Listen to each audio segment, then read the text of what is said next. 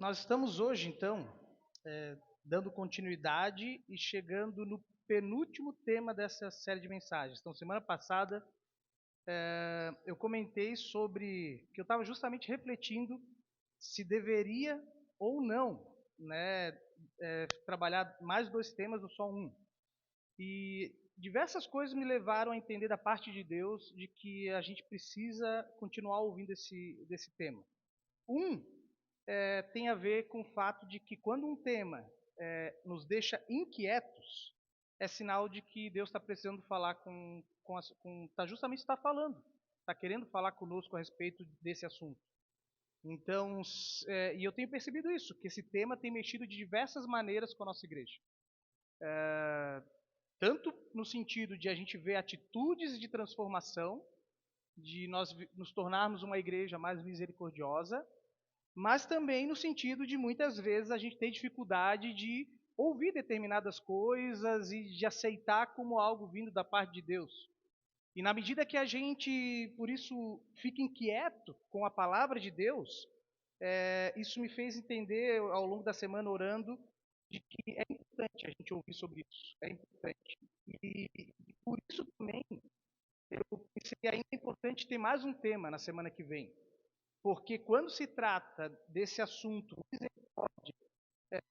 ele precisa ser compreendido dentro do seu contexto maior.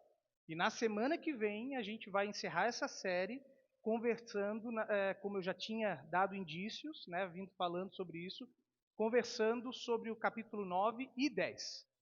E eu quero te desafiar, se você não fez isso ainda, eu já convidei alguns domingos atrás a você tirar um tempo para meditar nesse texto, a você observar ele. Leia o capítulo 9, leia o capítulo 10 e vai meditando, mas vai também percebendo o que te chama a atenção nesse texto. E de que maneira o capítulo 9 e 10, né, faz conexão com o que nós estudamos até aqui, que é a parábola do bom samaritano. Então eu queria te desafiar nesse sentido a permitir que para a semana que vem Deus vá falando com você a partir desse texto e que esses dois capítulos estejam dentro da tua leitura bíblica dessa semana, para que você possa já vir um pouco mais sensível à voz de Deus e quem sabe até mesmo Deus vai falar algumas coisas que eu não vou falar com você na semana que vem. De repente há coisas que Deus só vai falar com você se você ler o texto.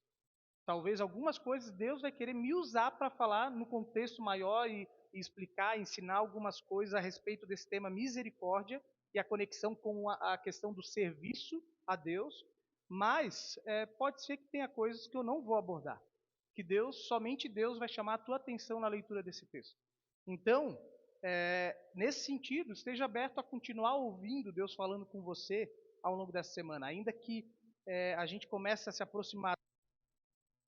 O meu desejo real é dizer, por mais que pareça importante, nunca é suficiente se nós ainda não nos tornamos uma igreja verdadeiramente misericordiosa em todos os sentidos, em todos os sentidos. Esse assunto misericórdia, o que se destaca não tem a ver somente com finanças, também com finanças, mas eu aprendi na época do ensino confirmatório, quando eu fiz lá no modelo da igreja, lá onde eu participava em Florianópolis, no modelo um pouquinho ainda de estudo, por assim dizer, quase de uma sala de aula, de que nós temos que oferecer 3 T's para Deus. E se você não percebe, constantemente eu uso essa expressão nas pregações, que é tempo, talento e tesouro. Então, quando nós falamos da misericórdia, do nosso serviço a Deus e às pessoas, os 3 T's. É o nosso tempo, o nosso talento e o nosso tesouro. Misericórdia não é expressa somente com o nosso tesouro, que não pertence a nós, mas também. Mas eu até diria que, quando se fala de misericórdia e dedicar a alguém misericórdia, a coisa mais difícil não é dedicar misericórdia com bens, talvez até mesmo não necessariamente com o nosso talento, porque talento, dons, é algo que é fácil e que não custa muito para a gente, para quem tem um dom em determinada área. Exige um nível de esforço, exige, mas quando alguém, por exemplo, de repente, com todo o sentido, porque eu também sou músico, né, mas vem aqui na frente fazer isso, exige uma dedicação, mas o dom da música se pressupõe que ele tem, então não é algo tão difícil assim. Se você tem o dom, se você desenvolve o talento que você tem, não é tão pesado, mas se alguém aqui que não sabe tocar nada vier aqui para frente cantar, vai ser algo extremamente difícil. Então, quando você dedica bens que você tem, dedica talento que você já tem, não é algo tão pesado. Mas se você dedica o seu tempo, eu diria, não há nada mais precioso na nossa vida do que dedicar o tempo para exercer misericórdia na vida das pessoas. Não é à toa que a gente costuma usar a expressão, muitas vezes, de dizer: ah, eu perdi o meu tempo fazendo aquilo. Ou eu ganhei o meu tempo quando eu fui naquele lugar. Quantas vezes, né, a gente vai numa palestra em algum lugar e a gente diz: bah, foi o tempo mais bem aproveitado que eu já tive nos últimos tempos. Ou quantas vezes a gente diz: bah, teria sido melhor ir ver o filme do Pelé.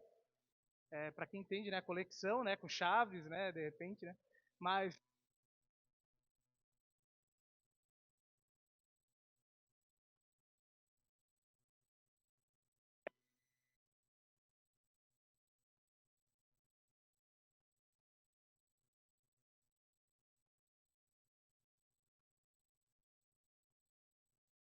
de Deus.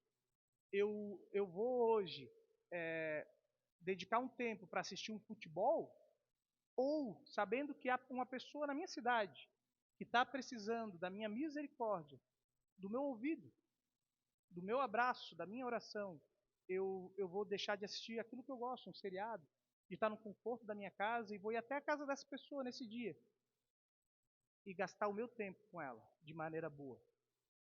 Ou eu posso decidir dizer: não, eu não vou gastar o meu tempo.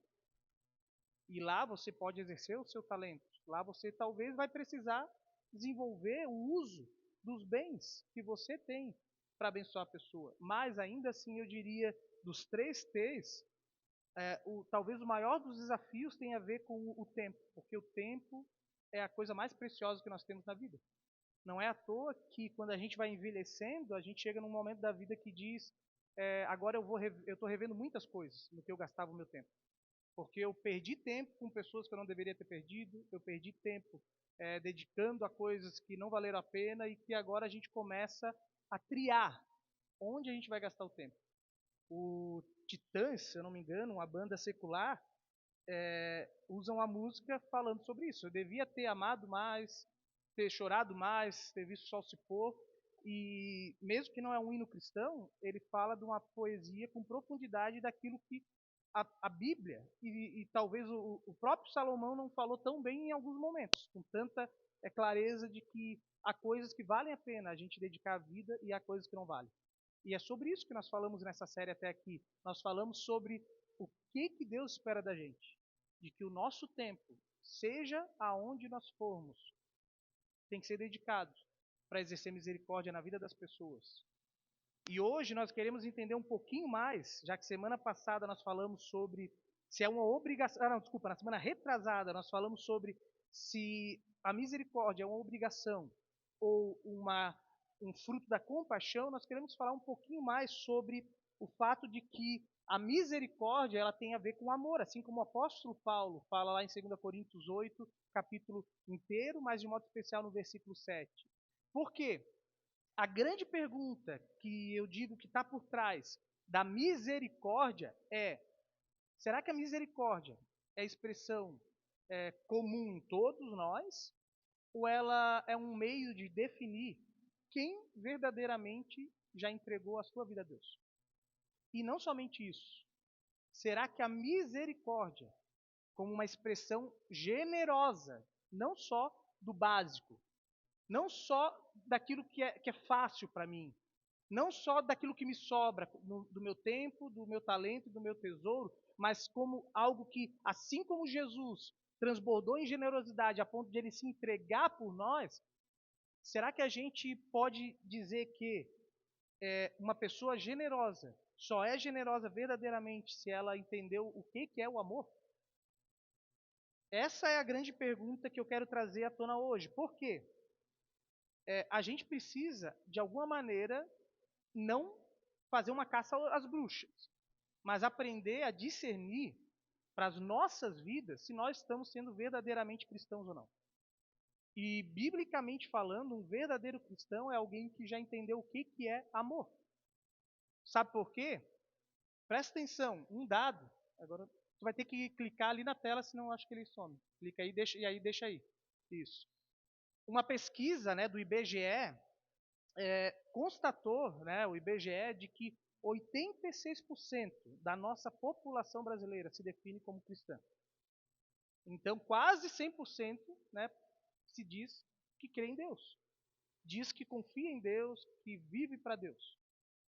E sempre que a gente olha essa estatística e olha para o nosso país, eu diria que tem algo que não está batendo. Se 86% se diz cristão e que a misericórdia deveria ser parte intrínseca, natural, uma característica de todo cristão, por que a gente não vê o nosso país ser um país onde há transformação e que as pessoas não vivem, né, julgando, mas pelo contrário são misericordiosas e a gente vai vendo que através da misericórdia há transformação? Tem alguma coisa de errado e eu diria que uma das coisas tem até mesmo a ver que a gente não se toca, que esses dados não refletem, de novo, o que é um verdadeiro cristão. Que nós mesmos não entendemos o que é a essência do cristianismo. E por isso que facilmente a gente se diz como cristão, sem entender que uma coisa é pressuposto para que eu possa me dizer como cristão, e que isso tem que marcar a minha vida. Porque nós fomos criados num país onde a cultura que foi desenvolvida aqui tem a ver com a colonização do nosso país. Nós crescemos num país que o catolicismo foi a religião que foi imposta sobre todos. Então, quando Portugal veio para o país, todo mundo foi catequizado, os indígenas foram catequizados, e todo mundo que vinha para cá tinha que ser cristão. Aí, né, entra nesse período agora do ano, aquela discussão, botei até num dos grupos lá, mas talvez você viu, é período junina. Cristão deve ou não deve participar de festa junina? E aí a gente tem os debates, né? E a história, por exemplo, a tradição, né, a história mostra que a origem da festa junina, né, ou de São João no catolicismo, na verdade vem do paganismo. Era uma festa de adoração a deuses, né, da cultura. E o que o catolicismo, assim como também lá na Europa, quando o Império Romano se tornou, né, o imperador Constantino declarou que quando ele se converteu, que todo o império era cristão, ele começou a pegar as festas que não eram cristãs e dizer agora a festa que cultuava o Deus Sol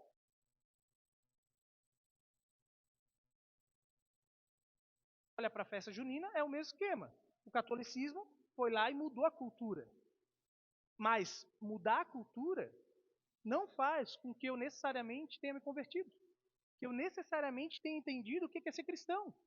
Eu viver e aprender, por exemplo, dentro da minha casa, que é normal benzedura, que é normal, de repente, ir num centro espírita, que é normal eu ir na igreja e fazer também outras coisas, porque o nosso país vive um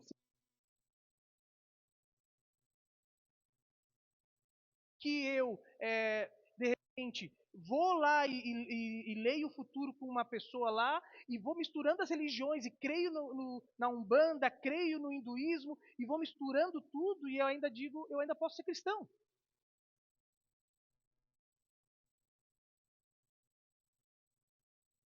A gente se serve com aquilo que a gente quer. Hoje eu quero isso para mim me serve. Não, isso não me serve. Eu vou me utilizando. Então, é extremamente importante a gente entender que a essência da misericórdia, ela parte do amor, porque um verdadeiro cristão, ele é identificado por essa palavra.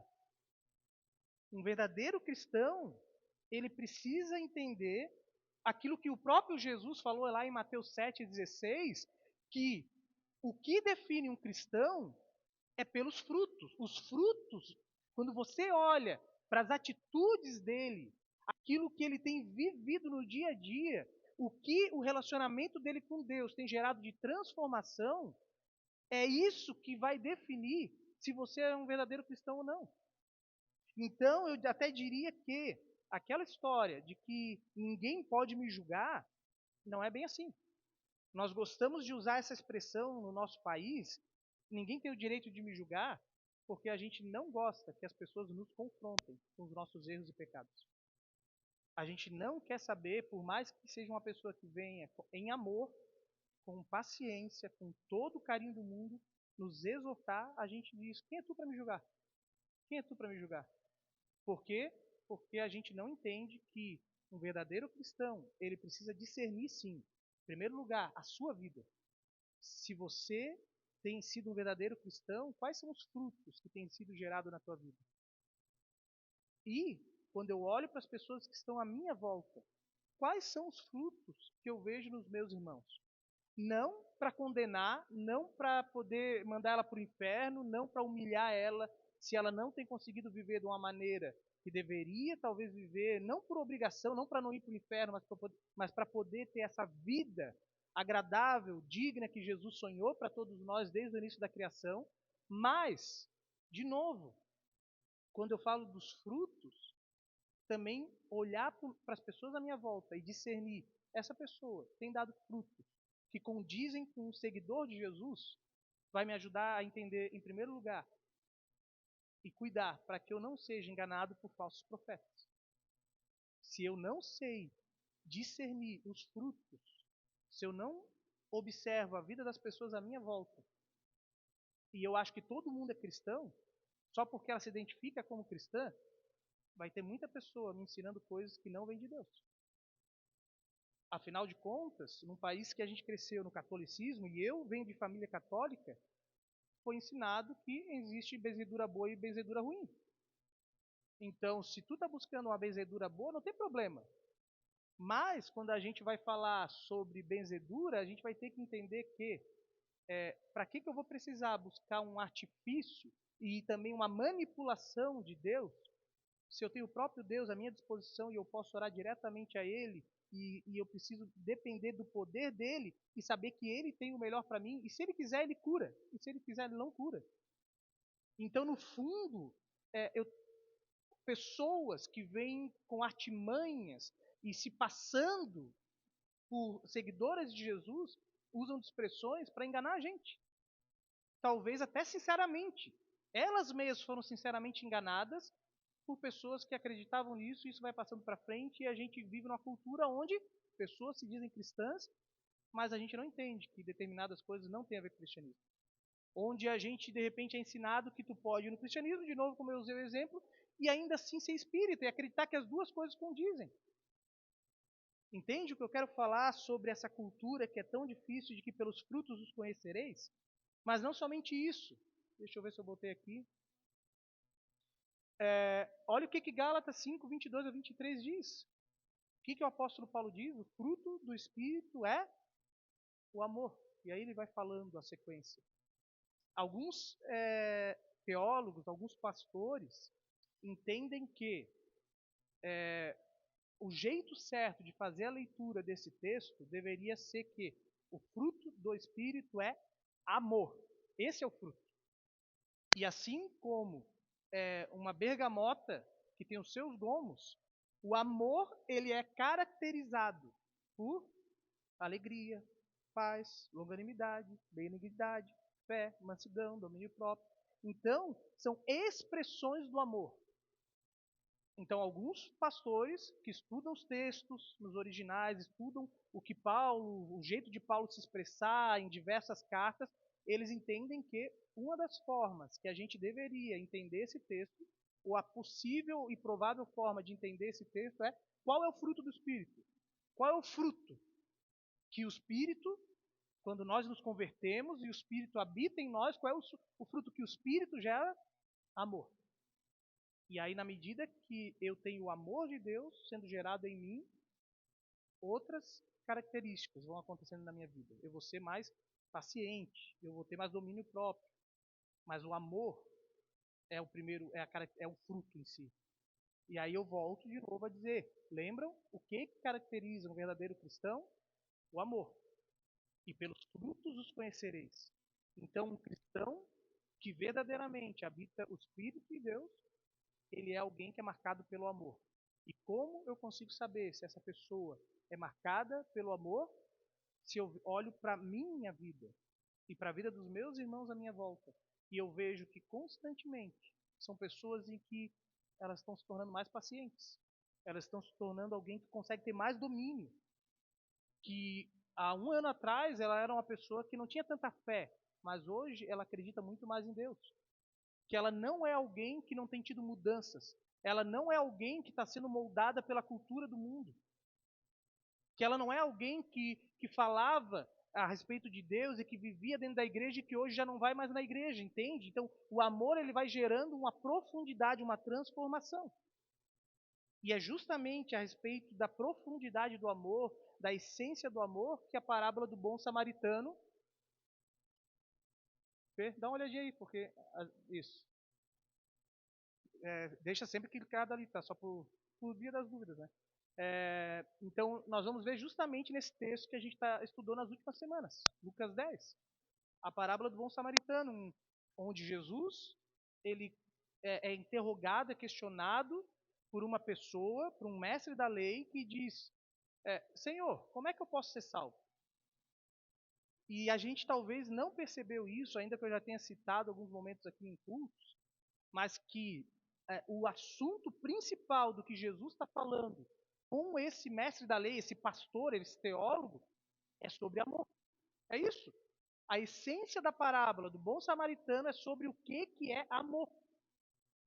Não é sobre o que é misericórdia necessariamente. Não é sobre que o serviço é a coisa mais importante. Mas o que Jesus está conversando com esse homem que chega para Jesus e diz: Senhor, o que eu preciso fazer para ser salvo? E Jesus o que responde? Amarás o Senhor teu Deus, amarás o próximo como a ti mesmo. Jesus ele diz duas coisas. A lei, ó, o que a lei diz? O homem responde: amarás o Senhor teu Deus e amarás o próximo como a ti mesmo. Então ele está dizendo: há duas coisas. A primeira, a lei ensina que eu preciso amar a Deus, viver uma conexão profunda. Segundo, a lei ensina que eu preciso viver uma conexão com os meus irmãos, amar Ele assim como eu me amo. Da mesma maneira que eu cuido de mim, eu tenho que cuidar dos outros. Da mesma maneira como eu fico na frente de um banheiro, talvez 1 hora me arrumando para vir para um culto, me embelezando, da mesma maneira que eu fico fazendo determinadas coisas, vou no barbeiro lá e fico 30, 40 minutos fazendo a barba, cortando o cabelo, etc., cuidando de mim, da mesma maneira que eu não tenho peso na consciência de gastar R$ 500, R$ 600 comigo, eu vou amar as outras pessoas. É disso que Jesus está falando.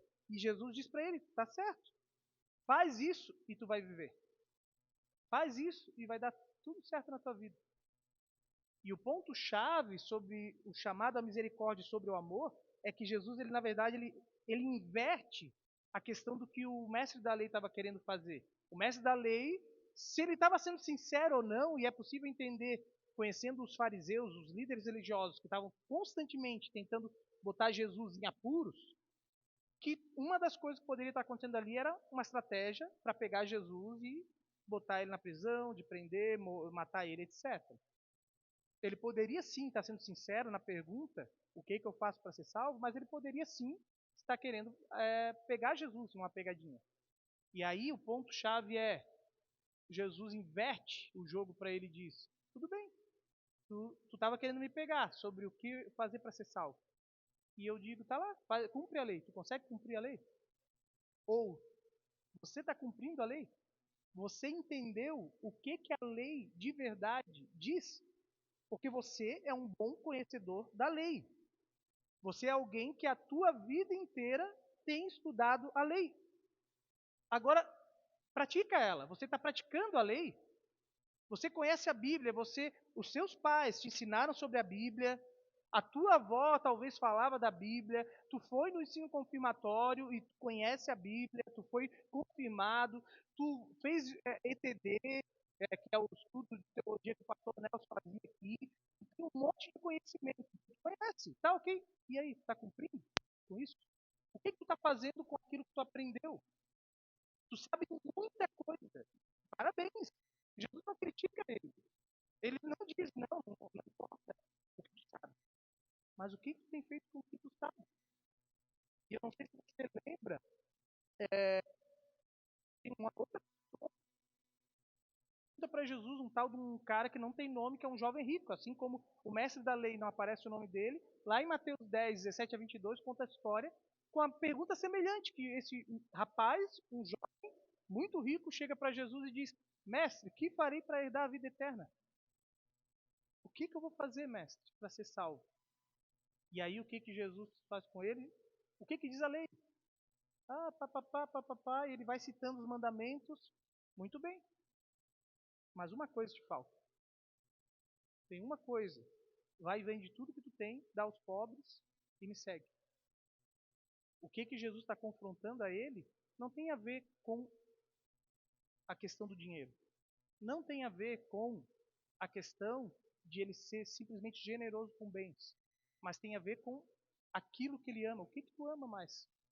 Qual é a coisa que tu mais ama na tua vida? O que realmente importa na tua vida? Porque a essência do cristianismo tem a ver com amor. Amar a Deus e amar o próximo. E aí quando Jesus diz, tem uma coisa que falta na tua vida, Jesus está dizendo, eu estou mexendo com um ídolo na tua vida. Que não tem a ver com um ídolo de barro, não tem a ver com uma estátua. Um.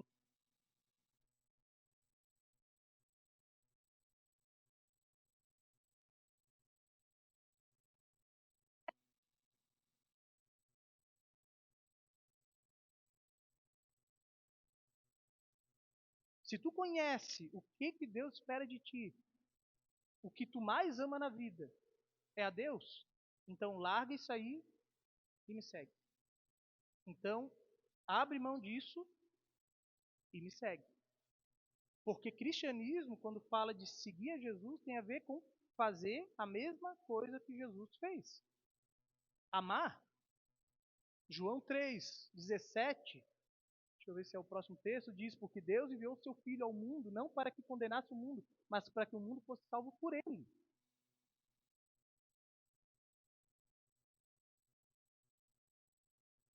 Deus amou ao mundo de tal maneira que entregou seu Filho único. Então, o amor de Deus por nós faz com que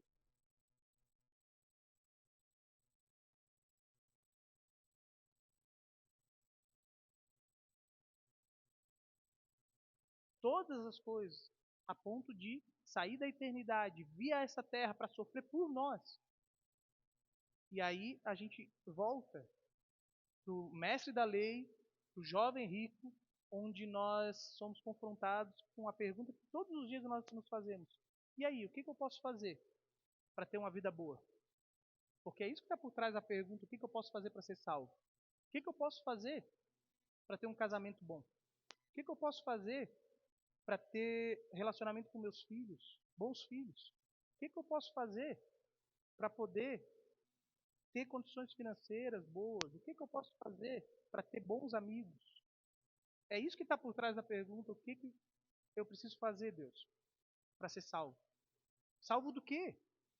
Essa é a pergunta, do que esse cara quer ser salvo? Do que eu e você queremos ser salvos quando nós vamos ao culto? Quando nós buscamos a Deus? Do que você está buscando libertação? Essa é a questão. Nós queremos salvação do mundo do jeito que está. Nós queremos salvação da corrupção do mundo. Queremos salvação de famílias destruídas. É isso? Senhor, o que eu posso fazer para ser salvo? E Jesus vai e diz, ama a Deus sobre todas as coisas. E para que tu ame a Deus sobre todas as coisas, tem algumas outras coisas que tu tem que abrir mão. Então, há uma coisa que te falta. E qual é essa uma coisa que te falta hoje para que tu possa ser verdadeiramente salvo? Para que tu possa verdadeiramente experimentar salvação na tua vida? Porque enquanto nós ainda nos apegarmos a questões sexuais, que é o que está no mandamento, Não cobiçarás a mulher do próximo. Enquanto a gente achar que são essas coisas que nos saciam, que nos fazem nos sentir amados, enquanto eu não disser, não é isso que me traz amor. Não é isso que muda a minha vida. Enquanto eu parar de botar a expectativa de que o meu cônjuge supra as minhas necessidades e entender que não é ele, não é ela, não é eu encontrar um namorado, uma namorada que vai mudar a minha vida, que vai salvar a minha vida. Não é encontrar um emprego. Enquanto eu não ensinar para os meus filhos que o mais importante na vida deles não é estudar, mas é, em primeiro lugar, buscar a Deus. E todas as outras coisas vão ser acrescentadas como fruto da busca intensa por amar a Deus, não vai haver transformação na tua vida. Tu não vai ter filhos bons, exemplares. Porque não vai ser a educação que vai te dar, que vai te conceder filhos bons. Não vai ser a faculdade mais cara do mundo que vai te dar o melhor filho. Então, quando a gente fala de cristianismo, Jesus está dizendo para ti, ainda falta uma coisa para ti, que é amar a Deus sobre todas as coisas. E na medida que tu aprender a amar a Deus sobre todas as coisas, a essência do que verdadeiramente é amor é amar a Deus sobre todas as coisas, você vai começar a amar o próximo como a ti mesmo também.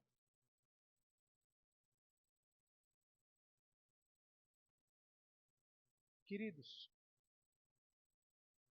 Tiago 2,13 diz, porque o juízo é sem misericórdia sobre quem não usou de misericórdia. A misericórdia triunfa sobre o juízo. O que é o amor? O que é a essência do amor?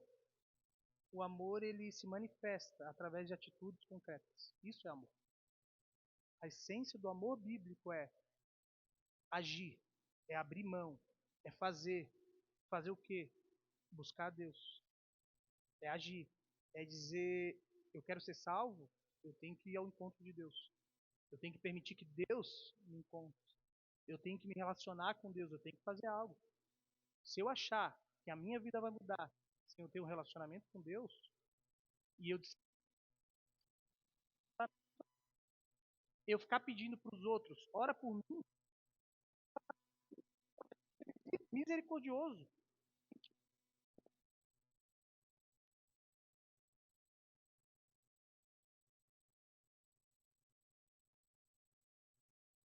Com misericórdia, com uma família relativamente boa. Primeiramente, a gente não se das coisas, ele vai chegar no juízo, como está lá em Mateus 25, vai dizer, se afaste de mim, porque eu não te conheço. O critério de seleção de Jesus entre aqueles que são dele e quem não são é o amor a ele e o serviço a ele mediante esse amor. Então, o juízo final, no juízo final, as obras de misericórdia e de amor, de alguma maneira, vão definir se nós vamos ser salvos ou não. Não no sentido de que eu preciso me esforçar ao máximo para fazer obras, mas no sentido de que o amor de Deus, se eu realmente tenho me relacionado profundamente com Deus, o que vai acontecer na minha vida? Vai haver frutos. O amor vai ser um fruto na minha vida. A misericórdia vai ser um fruto na minha vida. As pessoas à minha volta vão ver que eu estou buscando a Deus, porque eu sou muito mais paciente com as pessoas. Porque eu lido com pessoas que não merecem a misericórdia, que talvez o mundo inteiro rejeita, e ainda assim eu me coloco ao lado dessas pessoas que ninguém mais quer saber, que ninguém mais dá uma chance, que ninguém acha que vale a pena se esforçar por essas pessoas. E para fechar então, eu te pergunto, você consegue afirmar que a principal marca da tua vida, da minha vida, é o amor? Quando você olha para a sua vida, você consegue dizer a minha vida é caracterizada por esse fruto, pelo amor? Como diz lá em 1 Coríntios, que caracteriza ainda mais, define ainda melhor o que é o amor. É, e que é usado só em casamento, e a gente acha que aquilo ali é um texto de casamento, mas é um texto sobre quem Deus é e o que Deus faz com a nossa vida. O amor é. E aí Paulo vai falando, o amor é, o amor é, o amor é, o amor é, o amor. Não é o casamento é. O amor entre irmãos na fé é assim. O amor de Deus comigo é. E ele caracteriza com atitudes. O amor não é um sentimento. O amor que está lá em 1 Coríntios 13 é atitude, é ação. E por isso que lá em João, 1 João, capítulo 3, versículo 17, o apóstolo João diz: quem diz que ama a Deus, mas vê o seu irmão passando necessidades e não faz nada, é mentiroso, não ama a Deus. É o próprio João que está falando isso. Quem ama a Deus, quem diz que é cristão, quem diz que é seguidor de Jesus e vê pessoas à sua volta passando algum tipo de necessidade, não só de bens, mas talvez de um abraço, de uma visita, porque Jesus diz lá em Mateus 25, mas quando foi que nós estivemos contigo? Eu estava nu e vocês me deram roupa. Eu estava preso e vocês foram me visitar. Atitudes, Jesus está dizendo.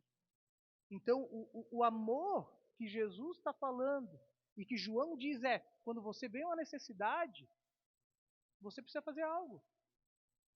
Talvez a pessoa está precisando de um apoio de palavras, de elogios, e a gente fica dizendo mimizento, é gente fraca, essa geração que não tem, e que está passando por dificuldades, e que eu, no meu egoísmo, na minha arrogância, acho que as minhas dores, as minhas dificuldades, as pessoas têm que ter misericórdia. E que eu sou muito maduro, mas os outros, para que tu ficar chorando por isso? Isso aí não é coisa para se chorar. Cresce, amadurece, não chora por isso. De novo,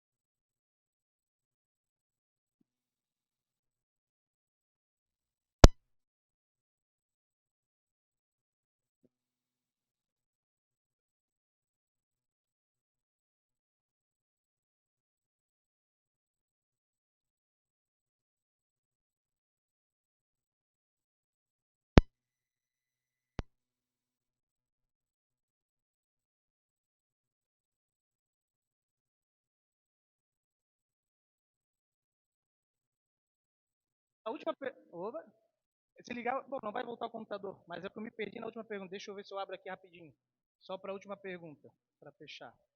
2 segundos. Que eu esqueci de anotar nas minhas anotações. Ficou só no slide.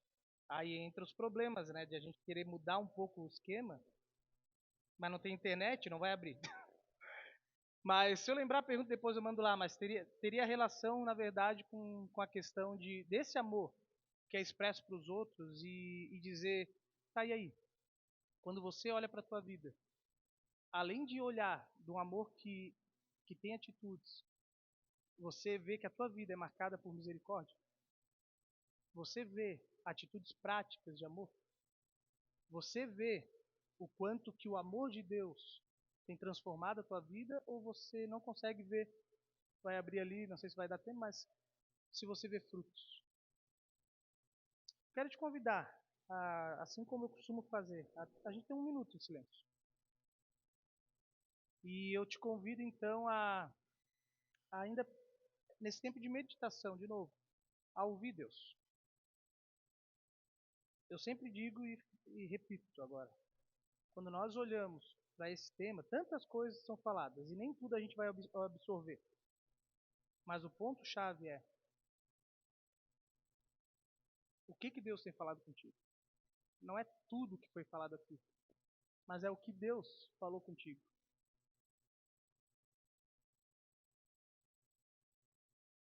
Agora abriu aqui, eu vou te pedir para abrir mais uma vez os olhos. Agora está ali a pergunta. A última pergunta, por isso que eu botei é: quem tem definido os padrões do seu discipulado? do seguir a Jesus?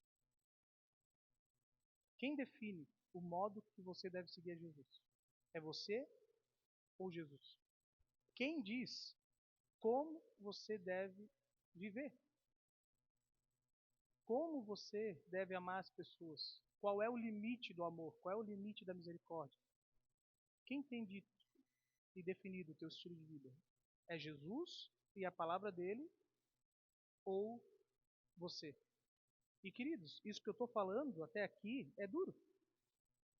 Como foi duro para a multidão. E a multidão não queria ouvir Jesus. Quando Jesus disse, vem e me segue, Jesus olha para os discípulos, que muitos vão embora, e ele diz, vocês também querem ir embora? A gente muitas vezes quer vir para o culto para o ego ser afagado. Por isso que os pastores coaches estão cheios de gente aí, milhares de visualizações. Mas muitas vezes não é o evangelho que eles estão pregando. E o evangelho, ele mexe com feridas. Ele aponta pecados. E não é bom a gente entender que nós não somos misericordiosos. Ou muitas vezes a gente não é tão misericordioso quanto nós deveríamos ser. É duro. Ou você acha que é só para você que essa palavra mexe quando eu estou preparando?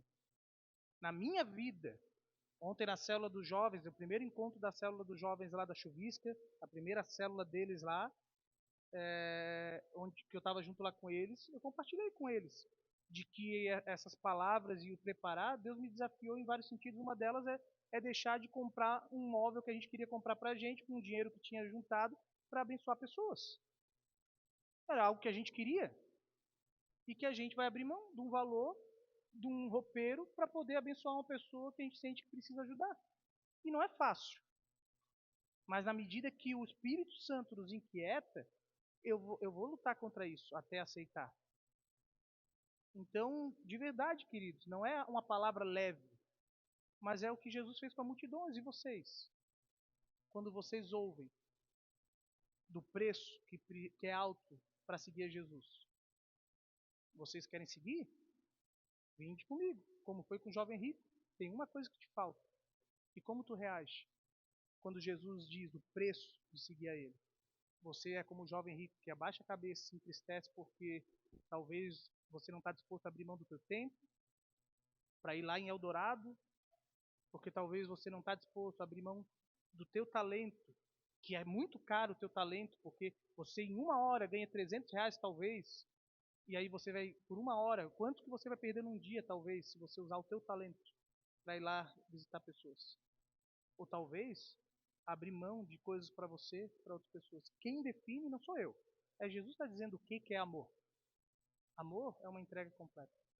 Agora te convido, se puder, de olhos fechados, nesse tempo de ouvir a Deus e permita que Deus fale com você.